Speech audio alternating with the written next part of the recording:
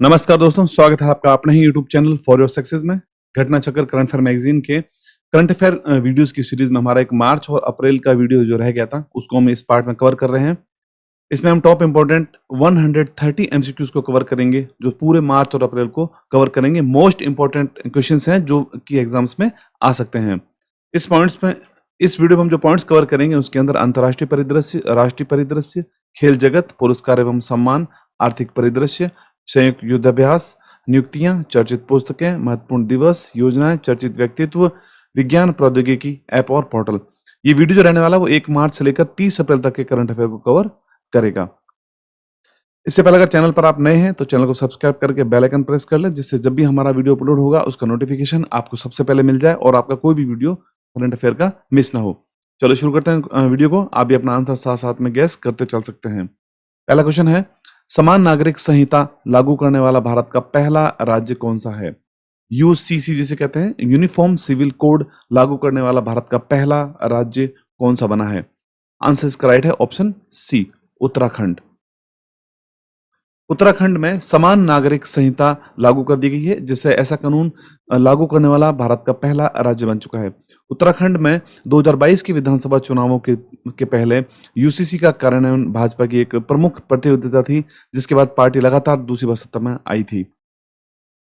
Next question है, किस देश ने 2025 को समुदाय का वर्ष घोषित किया है? कम्युनिटी ईयर ऑफ कम्युनिटी घोषित किया गया है। ये किसके द्वारा किया गया है?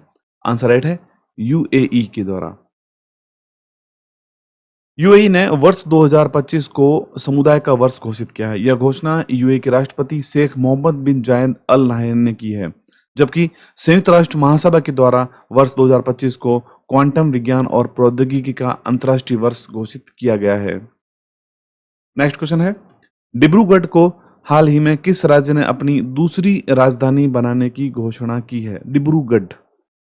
आंसर है ऑप्शन ए, असम। मुख्यमंत्री हेमंत बिस्व शर्मा ने डिब्रूगढ़ को असम की दूसरी राजधानी में बदलने की महत्वाकांक्षी योजना की घोषणा की है। डिब्रूगढ़ में पहली बार राज्य स्तरीय गणतंत्र दिवस समारोह का आयोजन किया गया था। नेक्स्ट, हाल ही में कौन संयुक्त राष्ट्र मानवाधिकार परिषद यानी यूएनएचआरसी से बाहर हुआ है? यूएनएचआरसी। आंसर राइट है ऑप्शन सी, यूएसए। यूएसए के राष्ट्रपति डोनाल्ड ट्रंप ने हाल ही में संयुक्त राष्ट्र मानवाधिकार परिषद यानी यूएनएचआरसी से यूएसए को वापस लेने के लिए कार्यकारी आदेश पर हस्ताक्षर किए हैं, जिसमें फिलिस्तीनी शरणार्थियों के लिए संयुक्त राष्ट्र एजेंसी के लिए भविष्य में किसी भी तरह के वित्त पोषण पर रोक लगाई गई है। अगला क्वेश्चन है, हाल ही में डब्ल्यूएचओ से बाहर कौन हुआ है? वर्ल्ड हेल्थ ऑर्गेनाइजेशन से बाहर कौन हुआ है? आंसर राइट है ऑप्शन ए, अर्जेंटीना। अर्जेंटीना ने विश्व स्वास्थ्य संगठन ने डब्ल्यूएचओ से अलग होने की घोषणा की है। राष्ट्रपति जेवियर माइली के प्रशासन ने स्वास्थ्य मुद्दों, खासतौर पर कोविड-19 महामारी से निपटने के डब्ल्यूएचओ के तरीके से गहरे मतभेद का हवाला दिया है। यूएसए भी डब्ल्यूएचओ से बाहर हो चुका है। नेक्स्ट, संयुक्त राष्ट्र महासभा के 79वें सत्र के अध्यक्ष का क्या नाम है जो हाल ही में भारत की यात्रा पर थे? संयुक्त राष्ट्र महासभा के 79th जो सेशन था उसके चीफ हैं, कौन है जो हाल ही में भारत की यात्रा पर थे? ऑप्शन ए राइट है, फिलेमोन यांग। संयुक्त राष्ट्र महासभा के 79वें सत्र के अध्यक्ष हैं फिलेमोन यांग, जो कि भारत की 4 दिवसीय यात्रा पर थे। 24 जून 2024 के बाद अध्यक्ष चुने जाने के बाद कैमरून के फिलेमोन यांग की भारत की पहली आधिकारिक यात्रा थी। वे सितंबर 2025 तक संयुक्त राष्ट्र महासभा के 79वें सत्र के अध्यक्ष पद पर बने रहेंगे। फिलेमोन यांग कैमरून के। नेक्स्ट, मेजर ध्यानचंद खेल रत्न पुरस्कार 2024 किसे प्रदान किया गया है? मेजर ध्यानचंद खेल रत्न अवार्ड ये दिया गया है, ऑप्शन यहाँ पर डी राइट है, उपयुक्त सभी, जिसमें कि डी गुकेश, हरमनप्रीत सिंह और मनु भाकर, इन सभी को दिया गया है मेजर ध्यानचंद खेल रत्न अवार्ड। इंपॉर्टेंट फैक्ट देखते हैं, राष्ट्रीय खेल पुरस्कार 2024 को युवा मामले और खेल मंत्रालय के द्वारा हाल ही में घोषित किया गया था। इस वर्ष 4 खिलाड़ियों को मेजर ध्यानचंद खेल रत्न पुरस्कार 2024 दिया गया है, जिसमें डी गुकेश जिनको शतरंज के लिए, हरमनप्रीत सिंह उनको हॉकी के लिए, प्रवीण कुमार सिंह पैरा एथलेटिक्स के लिए और मनु भाकर को निशानेबाजी के लिए दिया गया है।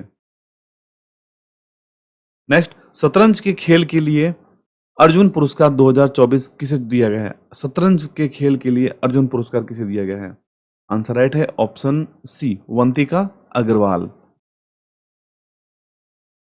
इसके बाद आप देख सकते हैं अर्जुन पुरस्कार की जो पूरी सूची है, जिसके अंदर कुल 32 खिलाड़ियों को यहाँ पर अर्जुन पुरस्कार 2024 दिया गया है। इसका आप स्क्रीनशॉट लेकर रख सकते हैं या बाद में जाकर इसका आप पीडीएफ डाउनलोड करके भी इसको आप रख सकते हैं। तो यहाँ पर देख सकते हैं अवंतिका, यहाँ पर जो वंतिका अग्रवाल है, इनको शतरंज के लिए यहाँ पर दिया गया है अर्जुन पुरस्कार 2024। इसके अलावा 32 खिलाड़ी कुल हैं जिनको आप स्क्रीनशॉट लेकर रख सकते हैं। नेक्स्ट क्वेश्चन है द्रोणाचार्य पुरस्कार 2024। द्रोणाचार्य पुरस्कार 2024 नियमित श्रेणी में किसे प्रदान किया गया है?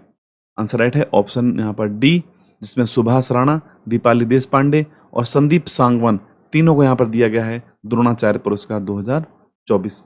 इंपॉर्टेंट फैक्ट देखते हैं। राष्ट्रीय खेल पुरस्कार 2024 के तहत हाल ही में द्रोणाचार्य पुरस्कार विजेताओं की सूची जारी की गई है, जिसमें सुभाष राणा पैराशूटिंग के लिए, दीपाली देशपांडे शूटिंग के लिए और संदीप सांगवान हॉकी के लिए द्रोणाचार्य अवार्ड इनको दिया गया है। अगला क्वेश्चन है हाल ही में किस विदेशी को मरणोपरांत पद्म विभूषण दिया गया है?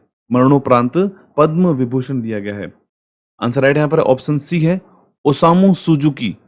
ओसामू सुजुकी को दिया गया है यहाँ पर मरणोपरांत पद्म विभूषण। इंपॉर्टेंट फैक्ट देखते हैं।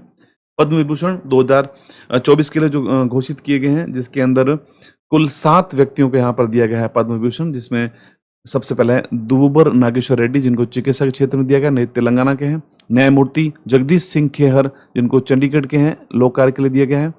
श्रीमती कुमुदिनी रजनीकांत लाखिया, कला के क्षेत्र में, गुजरात की हैं। लक्ष्मी नारायण सुब्रमण्यम, कला के क्षेत्र में, कर्नाटक से हैं। M.T. वासुदेव नायर, जिनको मरणोपरांत दिया गया है, साहित्य और शिक्षा के क्षेत्र में, केरल। ओसामू सुजुकी, इनको भी मरणोपरांत दिया गया है, व्यापार उद्योग, जापान के हैं। श्रीमती शारदा सिन्हा, इनको मरणोपरांत दिया गया है, कला और बिहार। तो यहाँ पर कुल 3 जनों को मरणोपरांत दिया गया है, जिसमें M.T. Vasudev Nair, Osamu Suzuki और श्रीमती शारदा सिन्हा, तीनों को यहाँ पर मरणोपरांत दिया गया है। अगला क्वेश्चन है खेल के क्षेत्र में पद्म भूषण किसे प्रदान किया गया है? पद्म भूषण हाल ही में पद्म पुरस्कारों की घोषणा की गई है, जिसके अंदर पी.आर. श्रीजेश को खेल के क्षेत्र में पद्म भूषण अवार्ड दिया गया है। इसके आप देख सकते हैं इस वर्ष कुल 19 व्यक्तियों को यहाँ पर पद्म भूषण अवार्ड दिया गया है, जिसके अंदर हम देख सकते हैं पी.आर. श्रीजेश को खेल के क्षेत्र में दिया गया है, जो कि केरल के हैं। इसके अलावा सबको अन्य क्षेत्रों में दिया गया है। तो पूरी स्क्रीन पर आप देख सकते हैं और इसका स्क्रीनशॉट लेकर रख सकते हैं या बाद में पीडीएफ को डाउनलोड कर सकते हैं। पद्म भूषण जिसमें ए सूर्य प्रकाश कर्नाटक के हैं, अनंत नाग कर्नाटक, विवेक देबराय, ये इनको मरणोपरांत दिया गया है। जतिन गोस्वामी असम के हैं, कला के क्षेत्र में। जोश चाको पेरियापुरम केरल के हैं, चिकित्सा के क्षेत्र में। कैलाशनाथ दीक्षित दिल्ली। मनोहर जोशी, इनको भी मरणोपरांत दिया गया है, महाराष्ट्र के हैं। नल्ली कुप्पुस्वामी चेट्टी, ये तमिलनाडु के हैं। नंदमुरी बालकृष्ण आंध्र प्रदेश। पी.आर. श्रीजेश केरल। पंकज पटेल गुजरात। पंकज उद्धास, इनको दिया गया है मरणोपरांत, जो कि कला के क्षेत्र में है, महाराष्ट्र के हैं। राम बहादुर साय उत्तर प्रदेश। साध्वी रितंबरा उत्तर प्रदेश। एस अजीत कुमार तमिलनाडु। शेखर कपूर महाराष्ट्र। सुश्री शोभना चंद्र कुमार तमिलनाडु। सुशील कुमार मोदी, इनको भी मरणोपरांत दिया गया है, बिहार। विनोद धाम USA। तो आप देख सकते हैं यहाँ पर 4 व्यक्तियों को यहाँ पर मरणोपरांत दिया गया है। उसके अलावा कुल 19 व्यक्तियों को दिया गया है पद्म भूषण अवार्ड। नेक्स्ट, हाल ही में खेल के क्षेत्र में पद्मश्री पुरस्कार किसे प्रदान किया गया है? पद्मश्री पुरस्कार खेल के क्षेत्र में, आंसर राइट है ऑप्शन यहाँ पर डी राइट है, क्योंकि हरविंदर सिंह, R. अश्विन और सतपाल सिंह, सभी को यहाँ पर पद्मश्री अवार्ड दिया गया है खेल के क्षेत्र में। कुल यहाँ पर आप देख सकते हैं स्क्रीन पर 113 व्यक्तियों को यहाँ पर दिया गया है पद्मश्री। अगर अपने सभी के नाम लेंगे तो वीडियो थोड़ा लंबा हो जाएगा, तो इसलिए आप बाद में इसका स्क्रीनशॉट लेकर रख सकते हैं।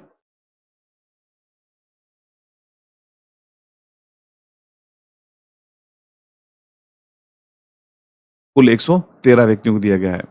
नेक्स्ट, हाल ही में किस देश की MAGA पहल के आधार पर भारत ने MIGA पहल शुरू की है? आंसर राइट है यहाँ पर ऑप्शन ए, USA की पहल है MAGA।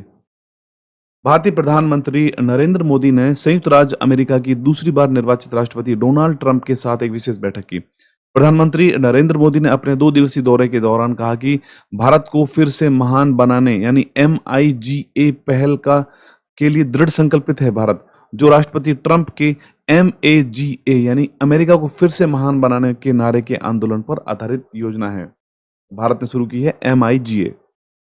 नेक्स्ट, केंद्रीय बंदरगाह, जहाजरानी और जल मार्ग मंत्री ने कहां पर अंतर्देशीय जल मार्ग टर्मिनल का उद्घाटन किया है? अंतर्देशीय जल मार्ग टर्मिनल।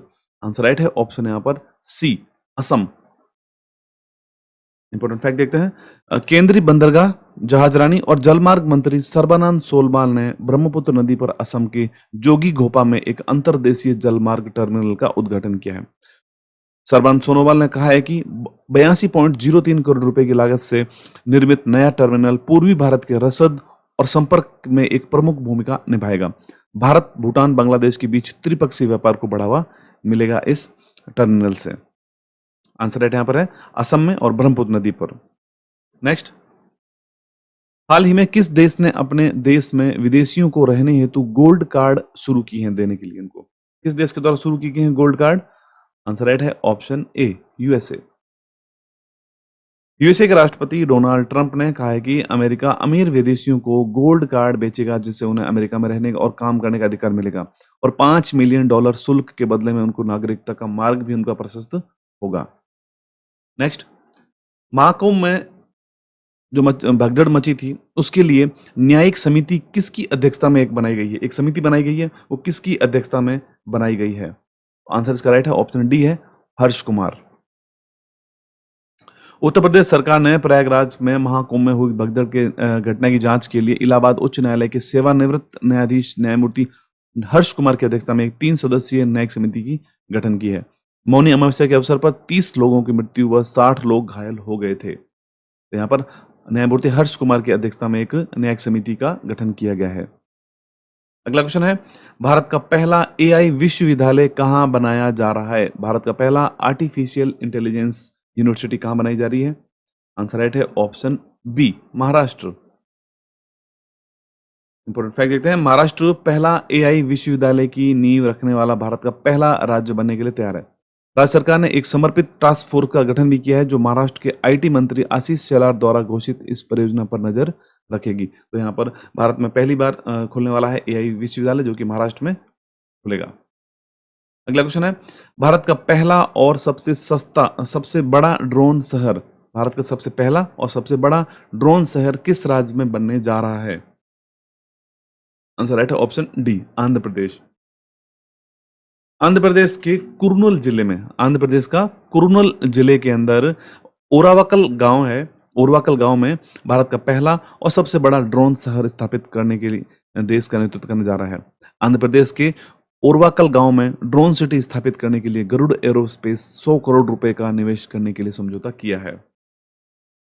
नेक्स्ट, भारत का पहला सफेद बाघ प्रजनन केंद्र किस राज्य में स्थापित करने को मंजूरी मिली है? भारत का पहला सफेद बाघ प्रजनन केंद्र।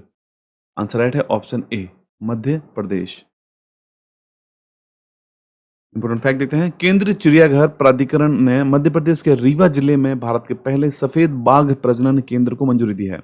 केंद्र मुकुंदपुर में महाराजा मार्तंड सिंह जूदेव व्हाइट सफारी और चिड़ियाघर के लिए संशोधित मास्टर प्लान का हिस्सा है। मध्य प्रदेश के सतना जिले के मुकुंदपुर में वर्ष 2016 में दुनिया की पहली सफेद बाघ सफारी स्थापित की गई थी और अब यहाँ पर एक सफेद बाघ प्रजनन केंद्र बनाया जा रहा है मध्य प्रदेश के रीवा जिले में। नेक्स्ट क्वेश्चन है, बोचासन वासी अक्षर पुरुषोत्तम स्वामी नारायण संस्था जो कि कहां पर हिंदू मंदिर का उद्घाटन करने जा रही है? बोचासन वासी अक्षर पुरुषोत्तम स्वामी नारायण संस्थान। आंसर राइट है ऑप्शन बी, दक्षिण अफ्रीका। इंपोर्टेंट फैक्ट देखते हैं, बोचासन वासी अक्षर पुरुषोत्तम स्वामीनारायण संस्थान ने जोहान्सबर्ग में दक्षिण अफ्रीका में एक दक्षिणी गोलार्ध के सबसे बड़े हिंदू मंदिर का उद्घाटन किया है। यह नया मंदिर अफ्रीका भर में 35 BAPS मंदिरों के बढ़ते नेटवर्क में शामिल हो गया। BAPS शॉर्ट फॉर्म है बोचासन वासी अक्षर पुरुषोत्तम स्वामीनारायण संस्था की। नेक्स्ट, कोलकाता के फोर्ट विलियम्स जो पूर्वी कमान का मुख्यालय भी है का नया नाम क्या रखा गया है? फोर्ट विलियम का नया नाम क्या रखा गया है? ऑप्शन बी, विजय दुर्ग। स्क्रीन पर आप देख सकते हैं विजय दुर्ग। भारतीय सेना ने कोलकाता के फोर्ट विलियम्स जो पूर्वी कमान का मुख्यालय है का नाम बदलकर अब विजय दुर्ग कर दिया गया है। इसके अतिरिक्त फोर्ट विलियम्स के अंदर किचनर हाउस का नाम बदलकर मोनेक्सा हाउस कर दिया गया है। किचनर हाउस का नाम बदलकर मोनेक्सा हाउस कर दिया गया है। इसके अलावा दक्षिणी द्वार पर जिससे पहले सेंट जॉर्ज गेट के नाम से जाना जाता था, अब उसको शिवाजी गेट के नाम से जाना जाएगा। नेक्स्ट, भारत ने कितने गीगावाट स्थापित सौर ऊर्जा क्षमता को पार करके एक रिकॉर्ड स्थापित किया है? कितने गीगावाट स्थापित सौर ऊर्जा क्षमता को पार किया है? आंसर राइट ऑप्शन बी है 100 गीगावाट। इंपॉर्टेंट फैक्ट देखते हैं, भारत ने 100 गीगावाट स्थापित सौर ऊर्जा क्षमता को पार करके एक ऐतिहासिक मील का पत्थर हासिल किया है। प्रधानमंत्री नरेंद्र मोदी के द्वारा 2030 तक 500 गीगावाट और गैर जीवाश्म ईंधन आधारित ऊर्जा क्षमता के अपने महत्वाकांक्षी लक्ष्य को साकार करने की दिशा में एक महत्वपूर्ण कदम उठाया है। नेक्स्ट, हाल ही में कौन सा राज्य नक्सल मुक्त राज्य बना है? नक्सल फ्री स्टेट कौन सा बना है हाल ही में? आंसर राइट है ऑप्शन डी, कर्नाटक। हाल ही में कर्नाटक एक हाई प्रोफाइल नक्सली कोटे होंडा रविंद्र के आत्मसमर्पण के साथ ही नक्सल मुक्त हो चुका है, जो 2007 से भूमिगत था। अब तक कर्नाटक में कुल 21 नक्सलियों ने आत्मसमर्पण कर दिया है। तो हाल ही में कर्नाटक अब नक्सल फ्री स्टेट के रूप में बन चुका है। नेक्स्ट, उत्तर भारत का पहला ग्रीन हाइड्रोजन प्लांट किस राज्य में स्थापित किया जा रहा है? उत्तर भारत का पहला ग्रीन हाइड्रोजन प्लांट किस राज्य में स्थापित किया जा रहा है? ऑप्शन बी राइट है, हिमाचल प्रदेश। हिमाचल प्रदेश के मुख्यमंत्री सुखबिंदर सिंह सुक्खू ने सोलन जिले के दबोटा में उत्तर भारत के पहले 1 मेगावाट ग्रीन हाइड्रोजन प्लांट की आधारशिला रखी है। Himachal Pradesh power corporation limited और ऑयल इंडिया लिमिटेड के सहयोग से 9.04 करोड़ की अनुमानित लागत से इस परियोजना का विकास किया जा रहा है। हिमाचल प्रदेश में स्थापित किया जा रहा है ग्रीन हाइड्रोजन प्लांट, जो उत्तर भारत का पहला ग्रीन हाइड्रोजन प्लांट होगा। नेक्स्ट क्वेश्चन, हाल ही में किस शहर के फॉय सागर झील और किंग एडवर्ड मेमोरियल भवन का नाम बदला गया है? ये दोनों ही किस शहर में स्थित हैं ये दोनों स्थल? आंसर राइट है ऑप्शन डी, राजस्थान के अजमेर जिले में। राजस्थान सरकार ने अजमेर के 2 महत्वपूर्ण ब्रिटिश युगों के स्थलों का नाम बदल दिया है। 132 वर्ष पुरानी फॉय सागर झील का नाम बदलकर अब वरुण सागर झील करा गया है। फॉय सागर का नाम रखा गया है वरुण सागर। इसके साथ ही 113 साल पुराने किंग एडवर्ड मेमोरियल भवन का नाम बदलकर महर्षि दयानंद विश्रांत गृह रखा गया है। नेक्स्ट, किस राज्य में राष्ट्रपति शासन लागू किया गया है हाल ही में? राष्ट्रपति शासन किस राज्य में लागू किया गया है? आंसर राइट है option B, Manipur. Important fact देखते हैं, गृह मंत्रालय के द्वारा घोषित मणिपुर में राष्ट्रपति शासन लागू कर दिया गया है। यह निर्णय मणिपुर के मुख्यमंत्री एन बीरेन सिंह के हाल ही में इस्तीफा देने के बाद लिया गया था। भारतीय संविधान के अनुच्छेद 356 के तहत यहाँ पर राष्ट्रपति शासन लगाया गया है। 1950 से अब तक भारत में कुल 134 बार राष्ट्रपति शासन लागू किया गया है, जिसमें जम्मू कश्मीर में सबसे लंबी अवधि 12 वर्ष तक के लिए राष्ट्रपति शासन लागू किया गया था एक बार। नेक्स्ट, किस देश के राष्ट्रपति को हाल ही में डोकरा कलाकृतियों भेंट की गई हैं? डोकरा कलाकृतियां। आंसर राइट है ऑप्शन डी, फ्रांस। प्रधानमंत्री नरेंद्र मोदी ने फ्रांस की 2 दिवसीय यात्रा के दौरान राष्ट्रपति इमैनुअल मैक्रों को भारतीय वाद्य यंत्र बजाते हुए संगीतकारों की एक पारंपरिक डोकरा कलाकृतियां भेंट की हैं। डोकरा कला, जो कि 4000 वर्ष पुरानी धातु ढलाई तकनीक है, यह छत्तीसगढ़ से उत्पन्न हुई थी। डोकरा कलाकृतियां जो कि इमैनुअल मैक्रो को भेंट की गई थी फ्रांस के। नेक्स्ट, हाल ही में तीसरा भारत ऊर्जा सप्ताह 2025 कब मनाया गया है? थर्ड इंडिया एनर्जी वीक 2025 कब बनाया गया है? यह मनाया गया है 11 से लेकर 14 फरवरी तक के लिए। पीएम मोदी ने नई दिल्ली के यशोभूमि में आयोजित हुए तीसरे भारत ऊर्जा सप्ताह का वर्चुअली उद्घाटन किया है। भारत ऊर्जा सप्ताह का तीसरा संस्करण 11 से लेकर 14 फरवरी 2025 को नई दिल्ली में आयोजित किया गया था। नेक्स्ट, भारत का पहला अंडर वाटर म्यूजियम कहाँ बनाया गया है? India first under water museum जो कहाँ बनाया गया है? आंसर राइट है ऑप्शन सी, महाराष्ट्र। भारतीय नौसेना ने सेवामुक्त लैंडिंग शिप टैंक आईएनएस गुलदार को महाराष्ट्र नौसेना को सौंप दिया है। भारत के पहले अंडर वाटर म्यूजियम और कृत्रिम चट्टान के रूपांतरण के लिए महाराष्ट्र पर्यटन विकास निगम से संपर्क किया गया था। नेक्स्ट, हाल ही में विशालकाय ब्लैक होल GLID 568 की खोज किस अंतरिक्ष एजेंसी की जेम्स वेब टेलीस्कोप ने की है? विशालकाय ब्लैक होल GLID 568, इसकी खोज की गई है जेम्स वेब टेलीस्कोप जो कि नासा का है। नासा के जेम्स वेब टेलीस्कोप और चंद्रा एक्स-रे वेधशाला का उपयोग करते हुए खगोलविदों ने कम द्रव्यमान वाले विशालकाय ब्लैक होल GLID 568 की खोज की है। नेक्स्ट, भारत सरकार ने 4 नई आर्द्र भूमि साइटों का शामिल किया है। अब इनकी कुल संख्या कितनी हो गई है? 4 नई आर्द्र भूमि साइट, वेटलैंड साइट्स कौन सी जोड़ी हैं? तो अब भारत में कुल संख्या कितनी हो चुकी है? 89 साइट्स, 89। भारत सरकार ने 4 नई आर्द्र भूमि साइट्स को शामिल किया है। अब इनकी कुल संख्या 89 यानी कि 89 हो चुकी है, जिसमें हाल ही में तमिलनाडु में सक्करकोटई पक्षी अभयारण्य और थरंगल पक्षी अभयारण्य, इन दो को शामिल किया गया है तमिलनाडु की ओर से। सिक्किम में खेचोपल्लरी आर्द्रभूमि और झारखंड में उधवा झील, ये 4 स्थल जोड़े गए हैं। अब कुल भारत में स्थल हो चुके हैं 89। नेक्स्ट, हाल ही में ईस्ट नामक एक कृत्रिम सूर्य का निर्माण किस देश ने किया है? ईस्ट नामक कृत्रिम सूर्य का निर्माण किस देश ने किया है? आंसर राइट है ऑप्शन बी, चीन। चीन का कृत्रिम सूर्य, जिसे प्रायोगिक उन्नत सुपर कंडक्टिंग टोकामक के रूप में जाना जाता है, 1066 सेकंड से अधिक समय तक जलता रहा और 100 मिलियन डिग्री सेल्सियस के तापमान तक पहुंच गया। नेक्स्ट, हाल ही में किस देश ने मिसाइल एतमाद और गदर 380 का परीक्षण किया है? एतमाद और गदर 380 नामक 2 मिसाइल्स का परीक्षण किया है, किस देश के द्वारा किया गया है? आंसर राइट है ऑप्शन बी, ईरान।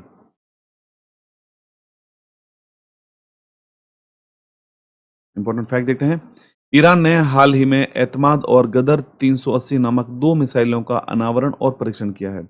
एतमाद यह ईरानी रक्षा मंत्रालय द्वारा निर्मित एक नई बैलिस्टिक मिसाइल है।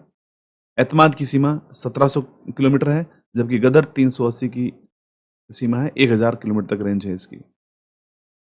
नेक्स्ट, किस देश ने दक्षिण चीन सागर में गहरे पानी में अंतरिक्ष स्टेशन कोल्ड सीप को मंजूरी दी है? कोल्ड सीप, राइट आंसर ऑप्शन यहाँ पर डी है, चाइना। इंपॉर्टेंट फैक्ट देखते हैं, चीन ने दक्षिण सागर में गहरे पानी के अंतरिक्ष स्टेशन कोल्ड सीप को मंजूरी दी है। कोल्ड सीप इकोसिस्टम अनुसंधान सुविधा को रणनीतिक रूप से महत्वपूर्ण दक्षिण चीन सागर की सतह से 2000 मीटर यानी कि 6560 फीट नीचे स्थापित किया जाएगा, जो कई प्रतिस्पर्धी क्षेत्रीय दावों के अधीन भी है। नेक्स्ट, हाल ही में चर्चा में रहा मत्स्य 6000 का संबंध किससे है? मत्स्य 6000 का संबंध किससे है? मत्स्य 6000 जो कि एक पनडुब्बी है, सबमरीन है। भारत की चौथी पीढ़ी की गहरे समुद्र में चलने वाली पनडुब्बी मत्स्य 6000 ने कट्टुपल्ली पर कुछ परीक्षण सफलतापूर्वक पूरा किया है। इसका उद्देश्य गहरे समुद्र की खोज के लिए वैज्ञानिक सेंसर और उपकरणों के एक सेट के साथ समुद्र में 6000 मीटर की गहराई तक 3 मनुष्यों को ले जाने के लिए एक स्वचालित मानवयुक्त पनडुब्बी विकसित करना है। अगला क्वेश्चन है, AI ग्रोक 3 को किसने विकसित किया है? AI यानी आर्टिफिशियल इंटेलिजेंस ग्रोक 3 जो हाल ही में चर्चा में रहा था, इसको किसने विकसित किया है? आंसर है ऑप्शन सी, XAI। एक्स यानी ट्विटर के एक AI के द्वारा इसको तैयार किया गया है। एलन मस्क की कंपनी AI कंपनी XAI और smart AI chatbot Grok 3 launch किया है। एलन मस्क ने इसे पृथ्वी पर सबसे स्मार्ट AI कहा है। ग्रोक 3 ने गूगल के जेमिनी 2 प्रो, डीपसीक V3 और ओपन AI के चैट GPT 4 सहित AI कुछ बड़े नामों से बेहतर प्रदर्शन किया है, खासकर विज्ञान, कोडिंग और गणित में। नेक्स्ट, आईसीसी की महिला चैंपियनशिप का खिताब हाल ही में किसने जीता है? आईसीसी की महिला चैंपियनशिप का खिताब जीता है ऑस्ट्रेलिया के द्वारा। ऑस्ट्रेलिया ने फिर से महिला क्रिकेट में अपनी प्रभुता का परिचय देते हुए तीसरी बार लगातार आईसीसी महिला चैंपियनशिप जीत ली है। कप्तान एलिसा हेली ने क्रिकेट ऑस्ट्रेलिया के अध्यक्ष और आईसीसी निदेशक माइक बर्ड से ट्रॉफी प्राप्त की। इस चैंपियनशिप की शुरुआत 2014 में की गई थी, यानी ऑस्ट्रेलिया की महिला क्रिकेट ने जीत ली है चैंपियंस ट्रॉफी 2025। नेक्स्ट, हाल ही में आयोजित किया गया महिला प्रीमियर लीग 2025 में सबसे महंगी खिलाड़ी कौन बनी है? महिला प्रीमियर लीग 2025, आंसर राइट है ऑप्शन डी, सिमरन शेख। महिला प्रीमियर लीग का तीसरा संस्करण 14 फरवरी 2025 को शुरू हुआ था। फाइनल 15 मार्च 2025 को खेला गया था। विजेता यहां पर मुंबई इंडियंस रही है, उप विजेता दिल्ली कैपिटल्स रही है, और player of the season Nat Sciver Brunt जो कि एमआई की है वो रही थी यहां पर। जबकि यहां पर सबसे महंगी खिलाड़ी कौन बनी थी? सिमरन शेख। नेक्स्ट, हाल ही में आयोजित किए गए 38वें राष्ट्रीय खेल का मेजबान राज्य कौन था? 38 नेशनल गेम्स का यहां पर मेजबान यानी कि जो किस राज्य ने इसको होस्ट किया था? आंसर राइट है option B, Uttarakhand. PM Modi ने उत्तराखंड के देहरादून में ग्रीन गेम्स की थीम के साथ 38वें ग्रीष्मकालीन राष्ट्रीय खेलों का उद्घाटन किया। 38वें राष्ट्रीय खेलों की आधिकारिक मसाल जिसका नाम तेजस्विनी है, उत्तराखंड और हिमाचल के राज्य पक्षी मोनाल यानी मौली को शुभंकर के रूप में स्वीकार किया गया है। सेवाएं एवं खेल नियंत्रण बोर्ड ने 68 स्वर्ण पदकों के साथ में तालिका में पहला स्थान रखा और राजा भलेंद्र सिंह ट्रॉफी जीती। यहाँ पर पहले स्थान पर कौन रहा राष्ट्रीय खेलों में? सेवाएं एवं खेल नियंत्रण बोर्ड। नेक्स्ट, हाल ही में आयोजित किए गए 9वें एशियाई शीतकालीन खेलों की पदक तालिका में पहले स्थान पर कौन रहा? आंसर राइट है यहां पर ऑप्शन ए, चीन। इंपॉर्टेंट फैक्ट देते हैं, 9वें एशियाई खेलों का आयोजन हार्बिन हेइलोंगजियांग प्रांत चीन में किया गया था। इन खेलों का शुभंकर बिनबिन और निनी बाग थे। थीम इसकी है dream of winter love among Asia. चीन 32 स्वर्ण पदकों के साथ तालिका में पहले स्थान पर रहा था, जबकि भारत एक भी पदक जीतने में सफल नहीं रहा था 9वें एशियाई खेलों जो कि हार्बिन हेइलोंगजियांग प्रांत चीन में किए गए थे। अगला क्वेश्चन है, हाल ही में 26वें मुख्य चुनाव आयुक्त भारत के कौन बने हैं? 26th चीफ इलेक्शन कमिश्नर कौन बने हैं? आंसर राइट है ऑप्शन ए, ज्ञानेश कुमार। हाल ही में ज्ञानेश कुमार को देश के 26वें मुख्य चुनाव आयुक्त के रूप में नियुक्त किया गया है। ज्ञानेश कुमार का कार्यकाल 26 जनवरी 2029 तक रहेगा। उन्होंने 25वें मुख्य चुनाव आयुक्त राजीव कुमार का स्थान लिया है। नेक्स्ट, अमेरिका के एफबीआई के निदेशक कौन बने हैं? एफबीआई के निदेशक कौन बने हैं? Federal bureau of investigation. Answer right है ऑप्शन बी, काश पटेल। संघीय जांच ब्यूरो यानी कि एफबीआई के निदेशक के लिए राष्ट्रपति डोनाल्ड ट्रंप के द्वारा नामित काश पटेल को संयुक्त राज्य अमेरिका की सीनेट ने 51-49 मतों से पुष्टि की। काश पटेल यानी कि कश्यप, इनका पूरा नाम है कश्यप प्रमोद पटेल, 2035 तक इस पद पर अब रहेंगे। नेक्स्ट, हाल ही में भारत के मुख्य आर्थिक सलाहकार का कार्यकाल 2 वर्ष के लिए बढ़ाया गया है। उनका क्या नाम है? भारत के मुख्य आर्थिक सलाहकार, chief economic adviser. Option C right है, वी अनंता नागेश्वरन। भारत सरकार के वित्त मंत्रालय ने मुख्य आर्थिक सलाहकार वी अनंत नागेश्वरन का कार्यकाल 31 मार्च 2027 तक के लिए 2 वर्ष के लिए बढ़ा दिया गया है। वेंकटरमन अनंता नागेश्वरन को जनवरी 2022 में केवी सुब्रमण्यम के स्थान पर आर्थिक सलाहकार नियुक्त किया गया था और तब से वे लगातार इस पद पर हैं और 2027 तक वे इस पद पर रहेंगे, वी अनंत नागेश्वरन। नेक्स्ट, प्रधानमंत्री नरेंद्र मोदी के प्रधान सचिव सेकंड कौन बने हैं? प्रधान सचिव प्रिंसिपल सेक्रेटरी 2 कौन बने हैं? आंसर राइट है ऑप्शन डी, शक्तिकांत दास। पूर्व आरबीआई गवर्नर शक्तिकांत दास को प्रधानमंत्री नरेंद्र मोदी का प्रधान सचिव 2 नियुक्त किया गया है। 2 दास, शक्तिकांत दास तमिलनाडु कैडर के 1980 बैच के पूर्व आईएएस अधिकारी हैं। वर्तमान में दास प्रमुख सचिव जो हैं पीके मिश्रा के साथ में काम करेंगे। नेक्स्ट, भ्रष्टाचार अवधारणा सूचकांक 2024 में भारत को कौन सा स्थान मिला है? करप्शन परसेप्शन इंडेक्स, सीपीआई जैसे कहते हैं शॉर्ट में। आंसर राइट है ऑप्शन ए। 96th रैंक यहाँ पर भारत की है इस भ्रष्टाचार अवधारणा सूचकांक 2024 में। भ्रष्टाचार अवधारणा सूचकांक 2024 में भारत को 180 देशों में 96वां स्थान मिला है, यानी 96th रैंक मिली है। गत वर्ष भारत 93वें स्थान पर था। डेनमार्क लगातार 7वीं बार भ्रष्टाचार अवधारणा सूचकांक में पहले स्थान पर है, डेनमार्क, जबकि दक्षिणी सूडान सबसे निचले पायदान पर है और सबसे भ्रष्ट देश है, दक्षिणी सूडान। नेक्स्ट, जलवायु जोखिम सूचकांक 2025 में भारत का कौन सा स्थान है? क्लाइमेट रिस्क इंडेक्स 2025 में भारत को कौन सा स्थान मिला है? आंसर राइट है ऑप्शन सी, 6ठा स्थान है भारत का। पर्यावरण थिंक टैंक जर्मन वॉच के द्वारा हाल ही में सूचकांक जारी किया गया था, जलवायु जोखिम सूचकांक 2025, इसमें भारत को 6ठा स्थान दिया गया है। नेक्स्ट, हाल ही में हुई गिद्धों की गणना में सर्वाधिक गिद्ध किस राज्य में पाए गए हैं? सर्वाधिक गिद्ध, आंसर राइट है ऑप्शन डी, मध्य प्रदेश। वर्ष 2025 गिद्ध गणना के पहले चरण के समापन के बाद मध्य प्रदेश ने देश में गिद्धों की सबसे ज्यादा आबादी की सूचना दी है। राज्य वन विभाग के अनुसार राज्य में गिद्धों की कुल संख्या 12,981 थी। अगला क्वेश्चन है, ICC men's test cricketer of the year award 2024 किसे दिया गया है? ICC men's test cricketer of the year ये दिया गया है, राइट आंसर है ऑप्शन बी, जसप्रीत बुमराह को। भारत के तेज गेंदबाज जसप्रीत बुमराह को वर्ष 2024 के उनके असाधारण प्रदर्शन के लिए ICC men's test cricketer of the year award उनको दिया गया है।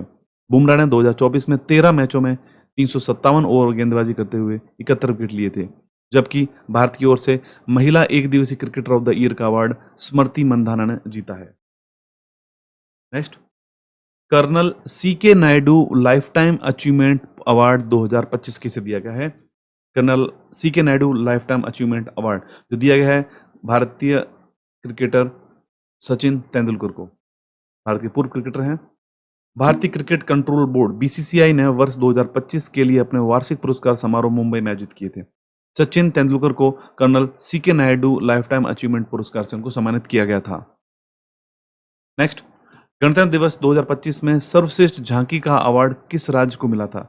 गणतंत्र दिवस झांकी में यहाँ पर दिया गया है, सर्वश्रेष्ठ अवार्ड दिया गया है उत्तर प्रदेश की झांकी को, जो कि महाकुंभ के थीम पर आधारित थी। गणतंत्र दिवस 2025 की झांकियों में पहले स्थान पर उत्तर प्रदेश की झांकी रही, जिसकी थीम महाकुंभ 2025 थी। वाक्य था स्वर्णिम भारत विरासत और विकास।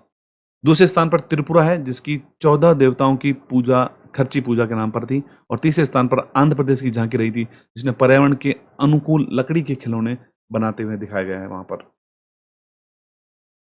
नेक्स्ट क्वेश्चन है, 67वां ग्रैमी वार्षिक पुरस्कार किसे मिला है? 67th ग्रैमी एनुअल अवार्ड किसे दिया गया है?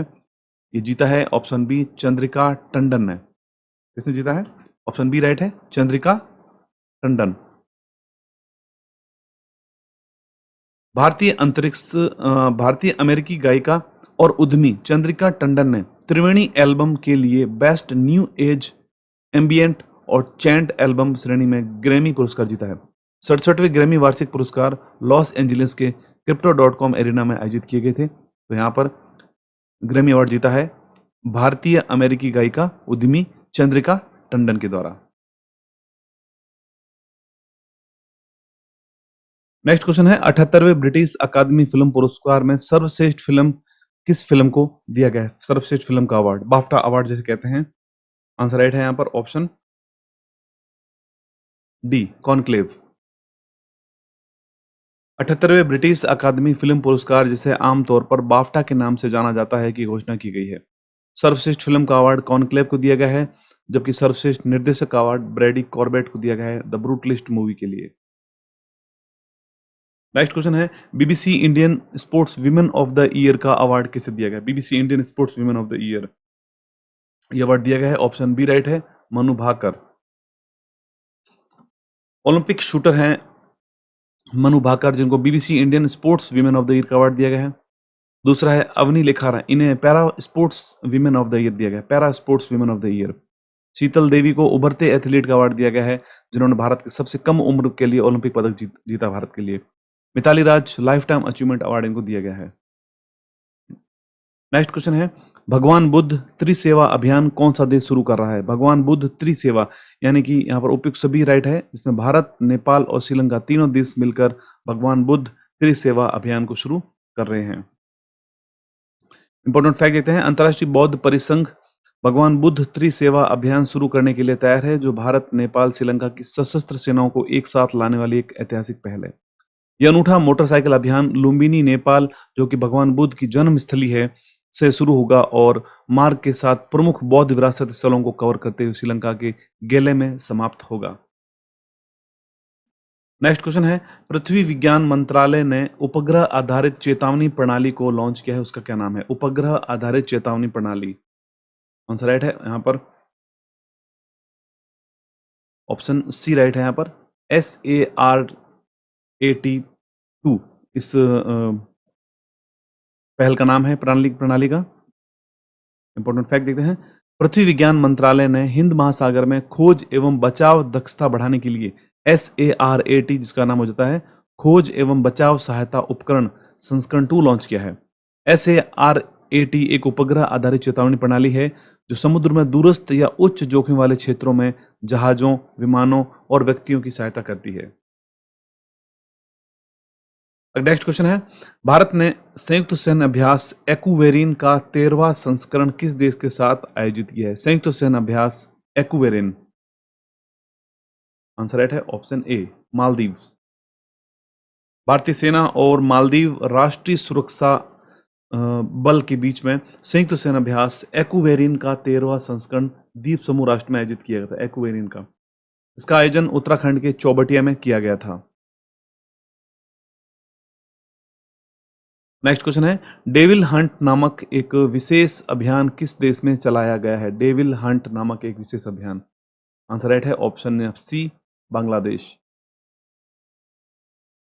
बांग्लादेश नेता यूनुस के नेतृत्व वाली अंतरिम सरकार ने देश भर में अशांति को रोकने और सार्वजनिक सुरक्षा सुनिश्चित करने के उद्देश्य से ऑपरेशन डेविल हंट नामक एक विशेष अभियान शुरू किया है।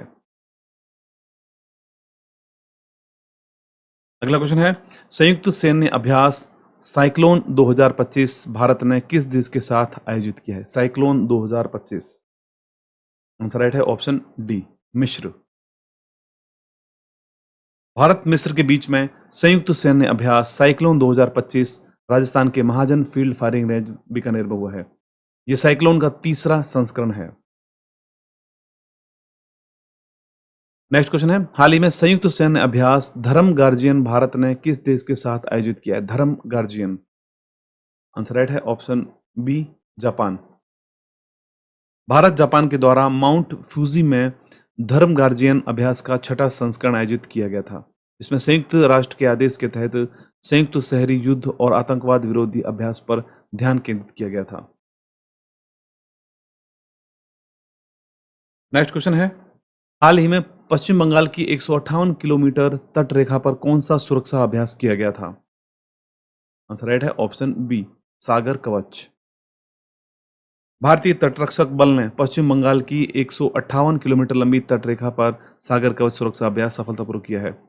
इस 2 दिवसीय अभियान का उद्देश्य नकली खतरों से निपटने में कई एजेंसियों को शामिल करके तटीय सुरक्षा तंत्र का परीक्षण करना है और उसे बढ़ावा देना है। नेक्स्ट क्वेश्चन, हाल ही में पहला वैश्विक न्याय, शांति और प्रेम शिखर सम्मेलन 2025 का आयोजन कहां पर किया गया था? First global justice peace and love summit 2025, इसका आयोजन कहां किया गया था? आंसर राइट है ऑप्शन डी, दुबई। 12 से लेकर 13 अप्रैल 2025 को संयुक्त राज्य अमीरात के दुबई में प्रदर्शनी केंद्र एक्सपो सिटी में उद्घाटन वैश्विक न्याय, प्रेम और शांति शिखर सम्मेलन की मेजबानी करने की तैयारी कर रहा है। एक ग्रह एक आवाज, वैश्विक न्याय, प्रेम और शांति, इसकी थीम रखी गई थी। अगला क्वेश्चन है, आर्टिफिशियल इंटेलिजेंस पर 3रा वैश्विक सम्मेलन का आयोजन कहां पर किया गया था? Third global conference on artificial intelligence का आयोजन कहां किया गया था?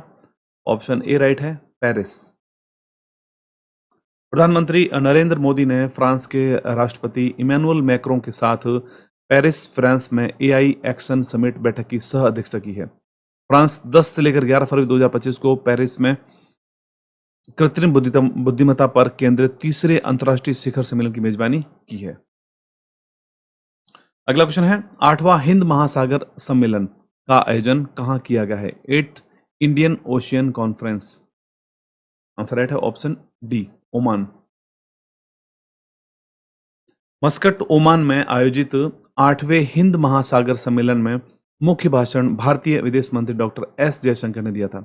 थीम, समुद्री साझेदारी के एक नए क्षितिज की यात्रा। इंग्लिश में कहेंगे इसे, a journey towards new horizons of maritime partnership. अगला क्वेश्चन है, हाल ही में दूसरा अखिल भारतीय राज्य जल मंत्रियों का सम्मेलन का आयोजन कहां पर किया गया है? आंसर राइट है ऑप्शन बी, उदयपुर। दूसरा अखिल भारतीय राज्य जल मंत्रियों का सम्मेलन राजस्थान के जोधपुर में आयोजित किया गया था। पहला सम्मेलन भोपाल मध्य प्रदेश में 2023 में आयोजित किया गया था। Theme, Bharat at the rate 2047 2047, एक जल सुरक्षित राष्ट्र। अगला क्वेश्चन है, अंतर्राष्ट्रीय सरस्वती महोत्सव 2025 का आयोजन कहां पर किया गया था? इंटरनेशनल सरस्वती महोत्सव 2025, इसका आयोजन कहां पर किया गया था? ऑप्शन डी राइट है, हरियाणा। हरियाणा के मुख्यमंत्री नायब सिंह सैनी ने हरियाणा के यमुनानगर जिले के आदि बद्री में 7 दिवसीय अंतर्राष्ट्रीय सरस्वती महोत्सव 2025 का आयोजन किया है। हरियाणा सरकार के द्वारा 2025 का अंतर्राष्ट्रीय सरस्वती महोत्सव बड़े पैमाने पर आयोजित किया गया। इसे हाल ही में संपन्न अंतर्राष्ट्रीय गीता महोत्सव की तर्ज पर आयोजित किया गया था। अगला क्वेश्चन है, विश्व पुस्तक मेला 2025 का आयोजन कहाँ किया गया है? विश्व पुस्तक मेला 2025, इसका आयोजन किया गया था नई दिल्ली में। विश्व पुस्तक मेला 2025 नई दिल्ली के भारत मंडपम में आयोजित किया गया था। नेशनल बुक ट्रस्ट द्वारा आयोजित इस वर्ष की थीम रखी गई थी रिपब्लिक एट 75। इस वर्ष मेले का फोकस देश रूस है। नेक्स्ट क्वेश्चन है, 38वां सूरजकुंड अंतर्राष्ट्रीय शिल्प मेला कहां पर आयोजित किया गया है?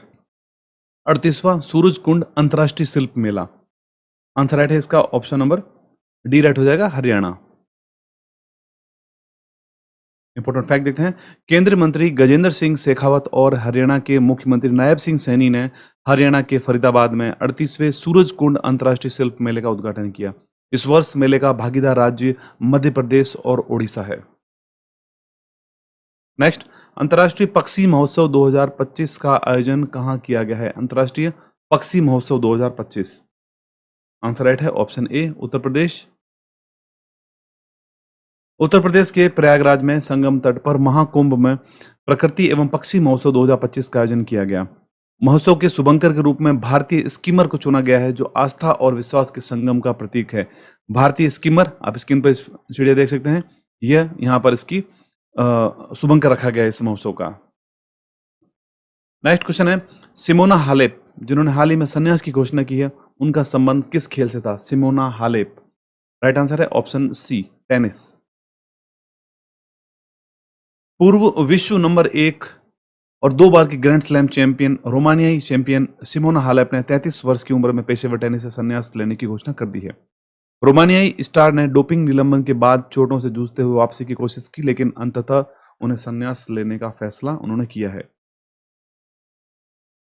अगला क्वेश्चन है, वनडे क्रिकेट में छक्के लगाने वाले खिलाड़ियों के लिस्ट में दूसरे स्थान पर कौन से भारतीय खिलाड़ी आए हैं? आंसर राइट है ऑप्शन डी, रोहित शर्मा। भारतीय कप्तान रोहित शर्मा ने कटक में इंग्लैंड के खिलाफ दूसरे वनडे में 7 छक्के लगाने के बाद 336 छक्के के साथ में क्रिस गेल को पीछे छोड़कर दूसरे स्थान पर पहुंच गए हैं। अभी तक पहले स्थान पर पाकिस्तानी खिलाड़ी शाहिद अफरीदी 351 छक्के लगाने के साथ पहले स्थान पर हैं। अगला क्वेश्चन है, विश्व आर्द्र भूमि दिवस कब मनाया गया है? विश्व आर्द्र भूमि दिवस, world wetland day. Answer right है ऑप्शन ए, 2 फरवरी। प्रतिवर्ष 2 फरवरी को विश्व आर्द्र भूमि दिवस के रूप में मनाया जाता है, वर्ल्ड वेटलैंड डे के रूप में मनाया जाता है। थीम इसकी रखी गई है, हमारे साझा भविष्य के लिए आर्द्र भूमि की रक्षा, और इंग्लिश में कहेंगे protecting wetlands for our common future. अगला क्वेश्चन है, विश्व दलहन दिवस कब मनाया जाता है? World pulses day. Answer right है ऑप्शन डी, 10 फरवरी। प्रतिवर्ष विश्व दलहन दिवस 10 फरवरी को मनाया जाता है। थीम इसकी रखी गई है इस वर्ष की दालें कृषि खाद्य प्रणालियों में विविधता लाना, और इंग्लिश में इसको कहेंगे इसको pulses bringing diversity to agri food systems. Next question है आर्थिक सर्वेक्षण 2024-25 के अनुसार 2025 में जीडीपी कितने प्रतिशत रहने का अनुमान है? जीडीपी कितने प्रतिशत रहने का अनुमान है? आंसर राइट है यहाँ पर ऑप्शन ए 6.4%। इंपॉर्टेंट फैक्ट देखते हैं। आर्थिक सर्वेक्षण 2024-25 के अनुसार वर्ष 2025 में जीडीपी 6.4% रहने का अनुमान लगाया गया है। इसके अलावा 2025-26 केंद्रीय बजट में राजकोषीय घाटा सकल घरेलू उत्पाद के 4.4% रहने का अनुमान भी लगाया गया है। नेक्स्ट क्वेश्चन है केंद्रीय वित्त मंत्री निर्मला सीतारमण ने वर्ष 2025-26 के लिए कितना रेलवे बजट मंजूर किया है? कितना रेलवे बजट मंजूर किया है? आंसर राइट है ऑप्शन बी 2.52 लाख करोड़। यहाँ पर देख सकते हैं आप रेलवे बजट में कितना अंतर है। पिछले 11 साल में 4 गुना हो चुका है रेलवे बजट।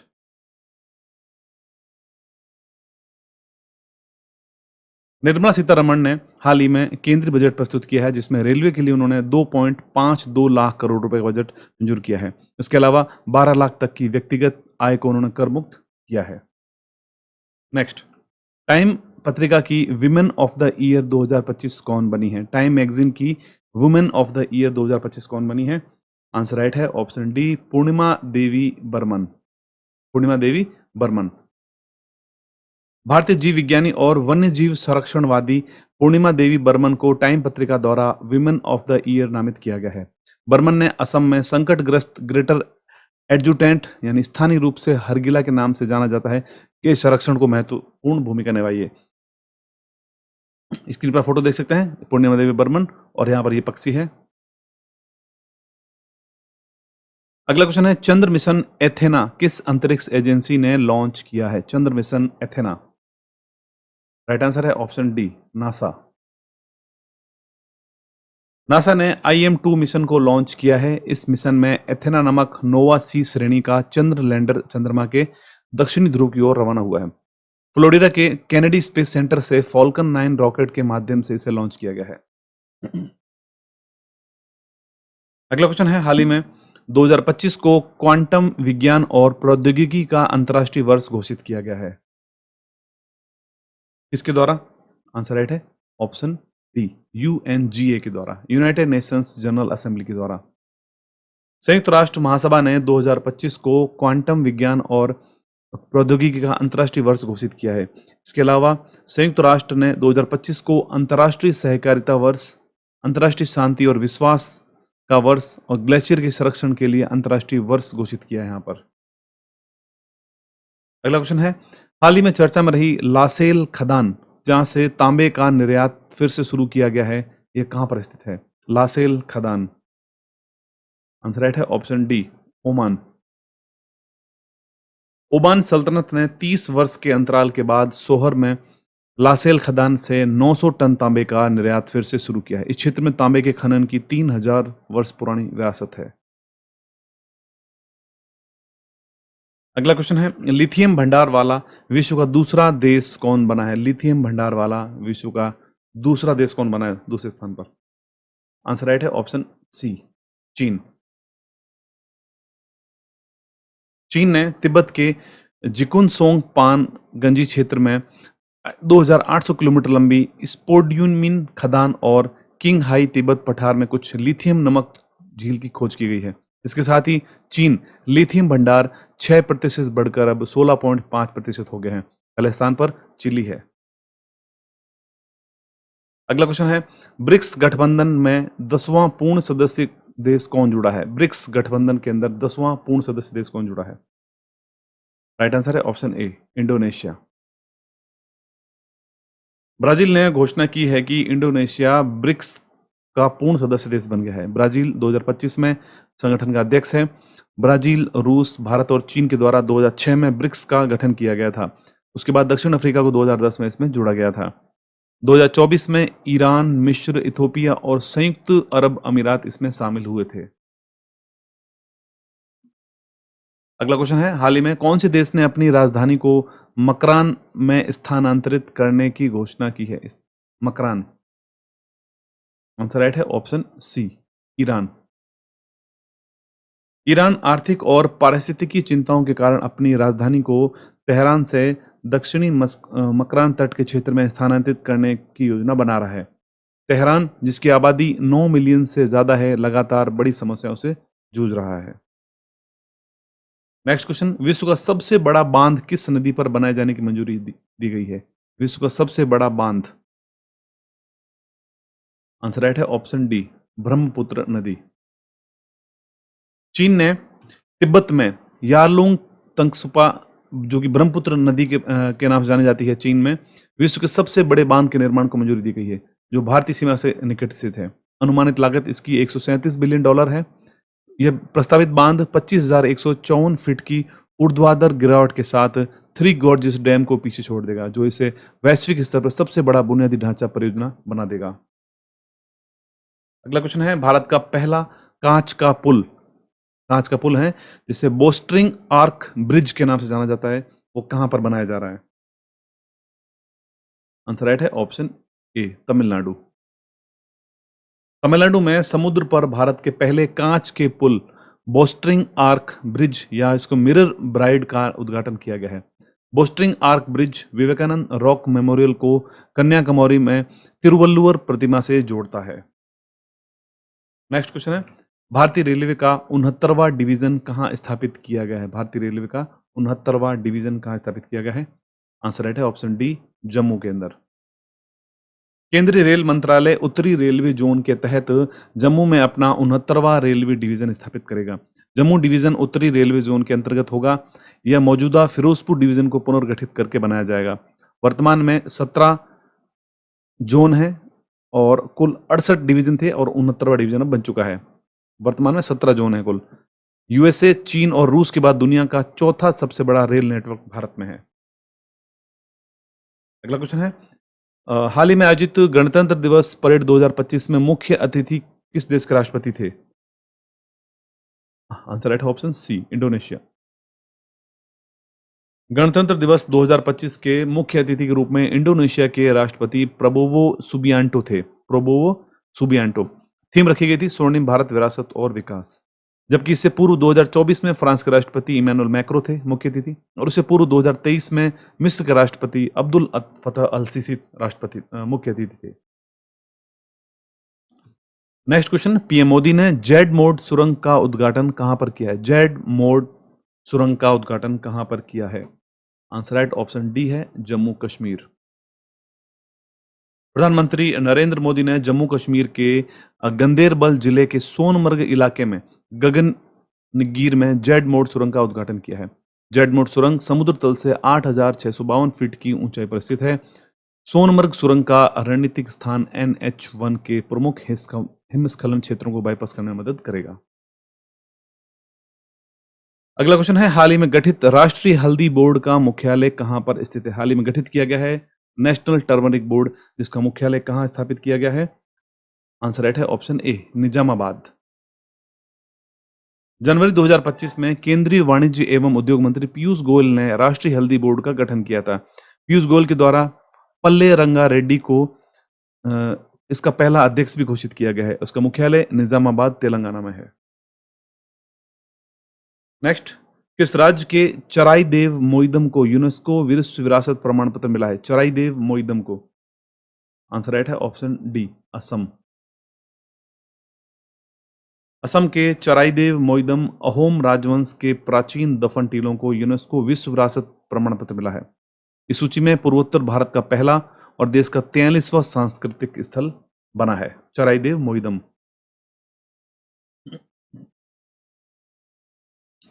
अगला क्वेश्चन है, हाल ही में भारत में प्रयागराज में कुंभ मेले का आयोजन किया गया था। तो कुंभ मेला का आयोजन कब से लेकर कब तक किया गया था?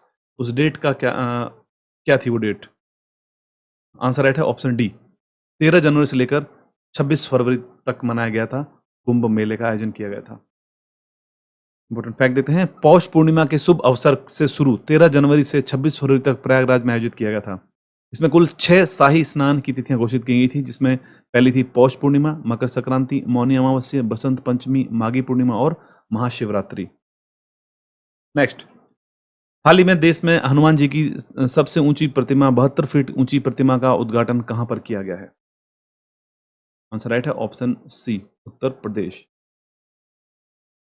कर्नाटक के उत्तरी बेंगलुरु में HBR लेआउट के कचराकनहल्ली में स्थित अयोध्या कोंडा राम मंदिर में विशाल परिसर में देश की सबसे ऊंची हनुमान प्रतिमा स्थापित की गई है। 72 फीट ऊंची हनुमान प्रतिमा एक अखंड संरचना है जिसका वजन 480 टन है। नेक्स्ट, हाल ही में वेटलैंड शहरों की सूची में किन 2 भारतीय शहरों को शामिल किया गया है? वेटलैंड शहरों की सूची में किन 2 शहरों को शामिल किया गया है भारत की ओर से? आंसर राइट है ऑप्शन डी, जिसमें कि उदयपुर और इंदौर, इन दोनों शहरों को यहां पर शामिल किया गया है वेटलैंड शहरों की सूची में। इंपॉर्टेंट फैक्ट देखते हैं। मध्य प्रदेश का इंदौर और राजस्थान का उदयपुर आर्द्र भूमि मान्यता प्राप्त शहरों की वैश्विक सूची में शामिल होने वाले पहले 2 भारतीय शहर बन गए हैं। रामसर कन्वेंशन के तहत शहरों को शामिल किया गया है, जो एक अंतर सरकार संधि है जो आर्द्र भूमि और उनके संसाधनों के संरक्षण और बुद्धिमानी से उपयोग के लिए एक रूपरेखा प्रदान करती है। नेक्स्ट क्वेश्चन है, भारत वैश्विक स्तर पर कॉफी उत्पादन में कौन से स्थान पर है? आंसर राइट है ऑप्शन ए, 7वें स्थान पर है। वाणिज्य और उद्योग मंत्रालय ने कहा है कि भारत अब वैश्विक स्तर पर 7वां सबसे बड़ा कॉफी उत्पादक देश बन गया है। भारत में कर्नाटक कॉफी उत्पादन में सबसे आगे है, जबकि विश्व में ब्राजील कॉफी उत्पादन में पहले स्थान पर है। अगला क्वेश्चन है, हाल ही में इसरो ने अपने कितने नंबर का मिशन लॉन्च किया है? कितनवां मिशन लॉन्च किया है? आंसर राइट है ऑप्शन बी, हाल ही में इसरो ने अपना 100वां मिशन लॉन्च किया है। इसरो ने अपना 100वां mission GSLV F-15 NVS-02 launch किया है। इसरो ने 2024 के अंत में अपने 99 मिशन स्पेडेक्स और POEM-4 को PSLV C-60 से लॉन्च किया था। अगला क्वेश्चन है, भारत की पहली तटीय और वेडर पक्षी जनगणना कहां पर हुई है? तटीय और वेडर पक्षी जनगणना जो कि गुजरात में हुई है। ऑप्शन बी राइट है, गुजरात।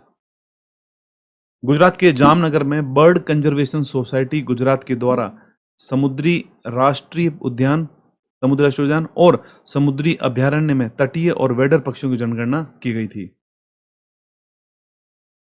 नेक्स्ट क्वेश्चन है, हाल ही में छठी स्कॉर्पियन पनडुब्बी कौन सी है जो नौसेना में शामिल हुई है? छठी और अंतिम, जो कि एक योजना के अंतर्गत 6 पनडुब्बियों को बनाना था, जिसमें अंतिम जो स्कॉर्पियन पनडुब्बी है उसका नाम क्या है? आंसर राइट है option D, INS Vagsheer. Mumbai स्थित Mazagon dock ship builders limited ने प्रोजेक्ट P-75 एक योजना थी जिसके अंतर्गत छठी स्कॉर्पियन पनडुब्बी वागशीर को भारतीय वायुसेना को सौंप दिया है। वागशीर दुनिया की सबसे शांत और बहुमुखी डीजल इलेक्ट्रिक पनडुब्बी में से एक है। इससे पहले जो अन्य 5 पनडुब्बियां थी वो INS Kalvari, INS Khanderi, INS करंज, INS वेला और INS वागीर, और छठी जो पनडुब्बी आई है वो है INS वागसीर। नेक्स्ट, हाल ही में नाग MK2 एक एंटी टैंक मिसाइल का सफलतापूर्वक परीक्षण कहां पर किया गया था? नाग MK2 anti tank missile, answer right है इसका ऑप्शन नंबर बी, राजस्थान। रक्षा अनुसंधान और विकास संगठन ने विदेशी रूप से विकसित तीसरी पीढ़ी की anti tank fire and forget guided missile Nag MK2 के फील्ड मूल्यांकन परीक्षण राजस्थान के पोकरण फील्ड फायरिंग रेंज में सफलतापूर्वक किए हैं। अगला क्वेश्चन है, हाल ही में चर्चा में रहा याला ग्लेशियर कहां पर स्थित है? याला ग्लेशियर, राइट आंसर है ऑप्शन सी, नेपाल। याला ग्लेशियर नेपाल के लांगटांग नेशनल पार्क में स्थित है। पिछले कुछ दशकों में अपने महत्वपूर्ण संकोचन के कारण हिमनद विज्ञान के अध्ययन का केंद्र रहा है। नेपाल के याला ग्लेशियर को गंभीर रूप से संकटग्रस्त श्रेणी में रखा गया है। संयुक्त राष्ट्र ने 2025 को ग्लेशियर संरक्षण का अंतर्राष्ट्रीय वर्ष भी घोषित कर रखा है। प्रत्येक 21 मार्च को विश्व ग्लेशियर दिवस मनाया जाता है। नेक्स्ट, विजय हजारे ट्रॉफी 2025 को किसने जीता है? विजय हजारे ट्रॉफी को जीता है कर्नाटक ने, ऑप्शन ए राइट है। कर्नाटक ने गुजरात के वडोदरा के कोटांबी स्टेडियम में विदर्भ को 36 रन से हराकर रिकॉर्ड 5वां खिताब जीत लिया है। ये टूर्नामेंट 50 ओवर का एक घरेलू टूर्नामेंट है। विजय हजारे ट्रॉफी, जिसको कर्नाटक ने जीता है विदर्भ को हराकर। अगला क्वेश्चन है, संतोष ट्रॉफी 2025 को किसने जीता है? संतोष ट्रॉफी 2025 इसको जीता है, राइट आंसर है ऑप्शन सी, पश्चिम बंगाल। संतोष ट्रॉफी के इतिहास में सबसे सफल टीम पश्चिम बंगाल ने संतोष ट्रॉफी के 78वें संस्करण के फाइनल में केरल को हराकर अपना एक और खिताब जीता है। पश्चिम बंगाल के लिए यह 33वीं संतोष ट्रॉफी थी। फाइनल हैदराबाद तेलंगाना के जीएमसी बाल योगी स्टेडियम में खेला गया था। नेक्स्ट क्वेश्चन है, हाल ही में आयोजित खो खो विश्व कप 2025 महिला एवं पुरुष वर्ग का खिताब किसने जीता है? आंसर राइट है ऑप्शन बी, भारत। खो खो विश्व कप 2025 का पहला संस्करण का आयोजन नई दिल्ली इंदिरा गांधी इंडोर स्टेडियम में किया गया था। महिला एवं पुरुष दोनों वर्ग में भारत ने नेपाल को फाइनल में हराकर अपने पहले खिताब पर कब्जा किया खो खो में। इस पहले world cup, kho kho world cup की जो यहाँ पर मैस्कॉट यानी कि जो शुभंकर थे, वो यहाँ पर तेजस और तारा, आप देख सकते हैं स्क्रीन पर, तेजस और तारा इसके ये शुभंकर थे। नेक्स्ट क्वेश्चन है, हाल ही में आयोजित ऑस्ट्रेलियन ओपन टेनिस टूर्नामेंट के पुरुष वर्ग का खिताब किसने जीता है? ऑस्ट्रेलियन ओपन टेनिस टूर्नामेंट 2025 पुरुष वर्ग का खिताब किसने जीता है? आंसर राइट है option A, Jannik Sinner. Australian open tennis tournament 2025 में पुरुष वर्ग का खिताब इटली के जैनिक सिनर ने फाइनल में अलेक्जेंडर ज़वेरेव को हराकर जीता है। ऑस्ट्रेलियन ओपन टेनिस टूर्नामेंट वर्ष का पहला ग्रैंड स्लैम था। नेक्स्ट क्वेश्चन है, ऑस्ट्रेलियन ओपन टेनिस टूर्नामेंट 2025 का महिला वर्ग का खिताब किसने जीता है? महिला वर्ग का खिताब जीता है Madison Keys. Madison Keys. Australian open tennis tournament 2025 में महिला वर्ग का खिताब अमेरिका की मैडिसन कीज ने फाइनल में बेलारूस की आरियाना सबलेंका को हराकर जीता है। ऑस्ट्रेलियन ओपन टेनिस टूर्नामेंट वर्ष का पहला ग्रैंड स्लैम था। नेक्स्ट, इसरो के 11वें अध्यक्ष कौन बने हैं? 11th chairman of ISRO, Indian space research organisation जिसे कहते हैं, ऑप्शन डी राइट है, वी नारायणन। भारत सरकार ने भारतीय अंतरिक्ष संगठन के वरिष्ठ वैज्ञानिक वी नारायण को इसरो का 11वां अध्यक्ष अंतरिक्ष विभाग का सचिव नियुक्त किया उनको। उन्होंने वर्तमान अध्यक्ष एस सोमनाथ का स्थान लिया है। नेक्स्ट, सीआरपीएफ के नए महानिदेशक कौन बने हैं? सीआरपीएफ के नए महानिदेशक बने हैं, राइट आंसर ऑप्शन बी है, ज्ञानेंद्र प्रताप सिंह।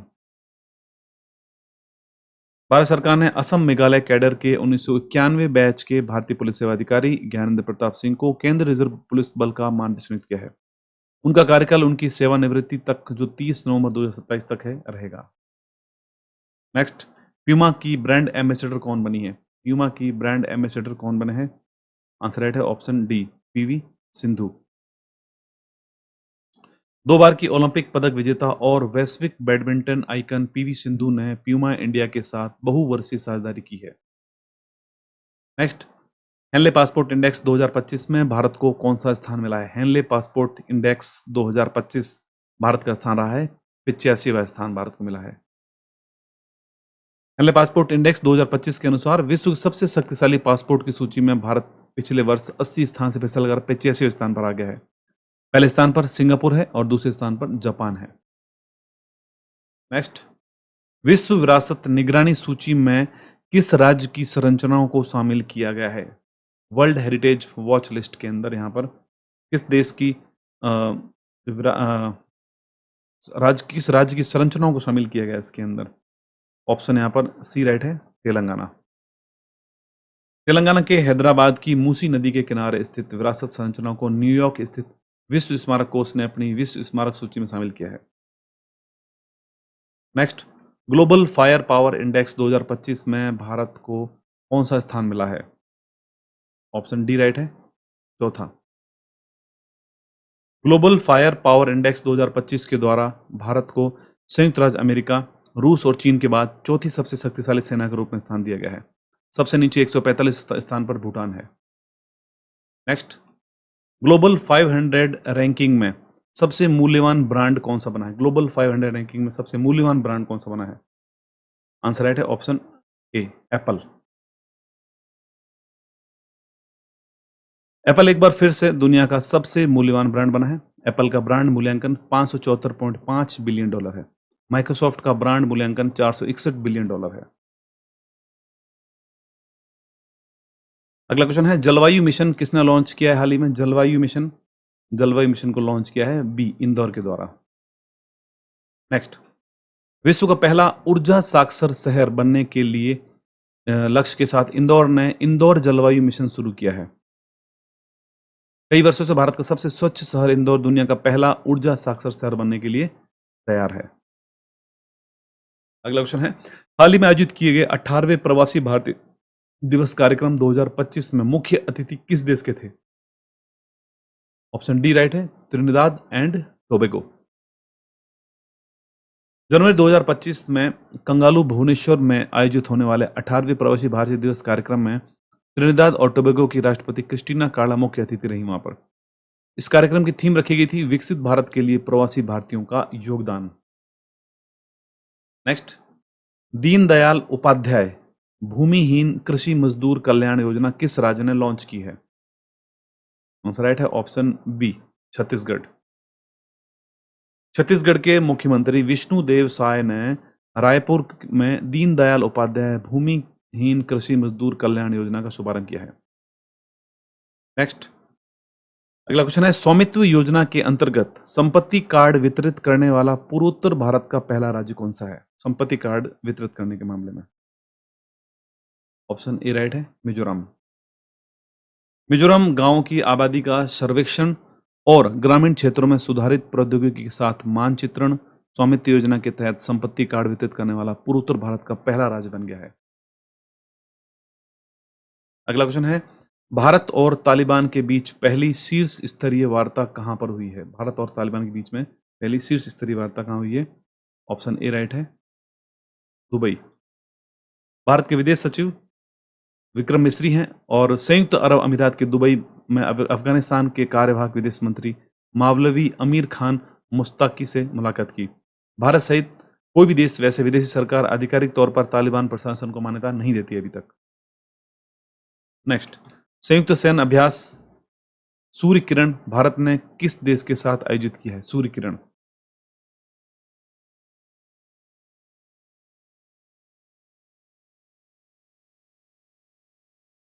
राइट आंसर है, ऑप्शन यहां पर सी, नेपाल। भारतीय सेना की टुकड़ी ने नेपाल में आयोजित द्विपक्षीय सैन्य अभ्यास सूर्य किरण के 18वें संस्करण में भाग लिया था। यह अभ्यास नेपाली सेना के द्वारा नेपाल के साल झंडी में आयोजित किया गया था। अगला क्वेश्चन है, ऑपरेशन सर्द हवा का आयोजन किस देश से लगती सीमा पर घुसपैठ को रोकने के लिए कल चला गया था? ऑपरेशन सर्द हवा राइट आंसर है, ऑप्शन ए, पाकिस्तान। भारत पाकिस्तान की सीमा पर जैसलमेर जिले में सीमा सुरक्षा बल ने किसी भी संभावित घुसपैठ के प्रयासों को रोकने के लिए ऑपरेशन सर्द हवा नामक एक विशेष अभियान शुरू किया है। नेक्स्ट, ख्वाजा मोइनुद्दीन चिश्ती का कौन सा उर्स हाल ही में मनाया गया था? आंसर राइट है, ऑप्शन डी, ख्वाजा मोइनुद्दीन चिश्ती का 813वां उर्स मनाया गया हाल ही में। प्रधानमंत्री नरेंद्र मोदी ने अजमेर के ख्वाजा मोइनुद्दीन चिश्ती के 813वें उर्स पर चादर भेंट की है। दरगाह ख्वाजा साहब अजमेर में सूफी संत हजरत ख्वाजा मोइनुद्दीन चिश्ती के 813वें उर्स का झंडा भी यहां पर फहराया था। राजस्थान के भीलवाड़ा का गौरी परिवार दरगाह स्थित बुलंद दरवाजे पर झंडा चढ़ाने की रस्म निभाई। नेक्स्ट, प्रसिद्ध जल्लीकट्टू 2025 का आयोजन किस राज्य में किया गया? जल्लीकट्टू 2025 आंसर राइट है, ऑप्शन बी, तमिलनाडु। 2025 का पहला जल्लीकट्टू का आयोजन तमिलनाडु के पुदुकोट्टई जिले के गंधर्वकोट्टई के थाचनकुरिची गांव में हुआ था। थाचनकुरिची गांव। बैल को काबू करने का यह पारंपरिक आयोजन राज्य में पोंगल उत्सव और जल्लीकट्टू सीजन की शुरुआत का प्रतीक है। नेक्स्ट, हाल ही में फसल कटाई उत्सव माघ बिहू का आयोजन किस राज्य में किया गया? माघ बिहू आंसर राइट है, ऑप्शन बी, असम। असम में माघ बिहू मनाया गया है जो एक जीवंत फसल उत्सव है जिसे भोगली बिहू और मागोर दोमाही के नाम से जाना जाता है। ऐतिहासिक रूप से यह त्यौहार लगभग 3500 ईसा पूर्व से शुरू हुआ है। बिहू शब्द का अर्थ बिसु से लिया गया है जिसका अर्थ है शांति की तलाश करना और भोग जिसका अर्थ है खाना। नेक्स्ट, हाल ही में प्रकाशित पुस्तक जम्मू कश्मीर और लद्दाख युगों से के लेखक कौन है? आंसर राइट है, option A, Raghavendra Tanwar. Important fact देखते हैं। केंद्रीय गृह मंत्री और सहकारिता मंत्री अमित शाह ने नई दिल्ली में जम्मू कश्मीर और लद्दाख युगों से निरंतरता और संबंधों का एक दृश्य आख्यान पुस्तक का विमोचन किया, जो कि राघवेंद्र सिंह तंवर की पुस्तक है। नेक्स्ट, हाल ही में प्रकाशित पुस्तक हाउ इंडिया स्केल्ड MTG20 के लेखक कौन है? इसके लेखक हैं Amitabh Kant. Option B right है। अमिताभ कांत ने अपनी पुस्तक हाउ इंडिया स्केल्ड MTG20 में भारत की अध्यक्षता को परिभाषित करने वाली गहन वार्ता, रणनीतिक पैंतरेबाजी और बैकरूम कूटनीति पर एक दुर्लभ पर्दे के पीछे से झलक पेश की है। पुस्तक के लेखक अमिताभ कांत भारत के G20 शेर्पा हैं। नेक्स्ट, हाल ही में प्रकाशित पुस्तक parliament powers, functions and privileges के लेखक कौन है? आंसर राइट है यहाँ पर option C, doctor S.K. Chauhan. Doctor के.एस. चौहान की पुस्तक सांसद शक्तियां, कार्य और विशेष अधिकार, एक तुलनात्मक संवैधानिक परिप्रेक्ष्य का विमोचन किया गया है। नेक्स्ट, हाल ही में प्रकाशित पुस्तक द वर्ल्ड आफ्टर गाजा के लेखक कौन है? The world after Gaza, answer right है ऑप्शन डी, पंकज मिश्रा। पंकज मिश्रा की नवीन पुस्तक द वर्ल्ड आफ्टर गाजा फिलिस्तीनी गाजा पट्टी में चल रहे युद्ध की एक मार्मिक खोज है।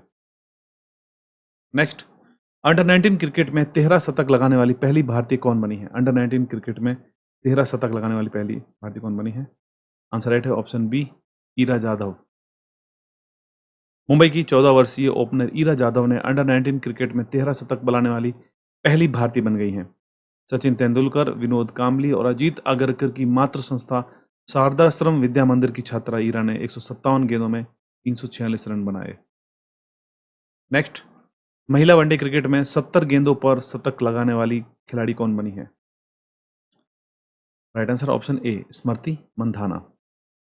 आयरलैंड के खिलाफ कप्तान स्मृति मंधाना ने महिला वनडे में किसी भारतीय द्वारा 70 गेंदों पर सबसे तेज शतक लगाया है, जिससे उन्होंने पिछले साल बेंगलुरु में दक्षिण अफ्रीका के खिलाफ 87 गेंदों पर बनाए गए रिकॉर्ड को पीछे छोड़ दिया है। नेक्स्ट, वित्त मंत्री ने किस कंपनी को हाल ही में 14वीं महारत्न कंपनी का दर्जा दिया है? 14th महारत्न कंपनी कौन सी बनी है? आंसर राइट है option D, HAL, Hindustan aeronautics limited. केंद्रीय वित्त मंत्री निर्मला सीतारमण ने हिंदुस्तान एरोनॉटिक्स लिमिटेड को 14वीं महारत्न केंद्रीय सार्वजनिक क्षेत्र के उद्यम में अपग्रेड करने को मंजूरी दी है। नेक्स्ट, हाल ही में हिंदी दिवस, विश्व हिंदी दिवस कब मनाया गया? World Hindi day, answer right है ऑप्शन ए, 10 जनवरी। प्रतिवर्ष 10 जनवरी को मनाया जाता है हिंदी दिवस। वैश्विक एकता और सांस्कृतिक गर्व की आवाज हिंदी। नेक्स्ट, राष्ट्रीय बालिका दिवस कब मनाया गया है? नेशनल गर्ल चाइल्ड डे कब मनाया गया है? आंसर राइट है ऑप्शन डी, 24 जनवरी। प्रतिवर्ष राष्ट्रीय बालिका दिवस 24 जनवरी को मनाया जाता है। थीम इसकी रखी गई है भारत के भविष्य को सशक्त बनाना। नेक्स्ट, 15वां राष्ट्रीय मतदाता दिवस कब मनाया गया है? 15th नेशनल वोटर्स डे कब मनाया गया है? राइट आंसर है ऑप्शन ए, 25 जनवरी। प्रतिवर्ष राष्ट्रीय मतदाता दिवस 25 जनवरी को मनाया जाता है।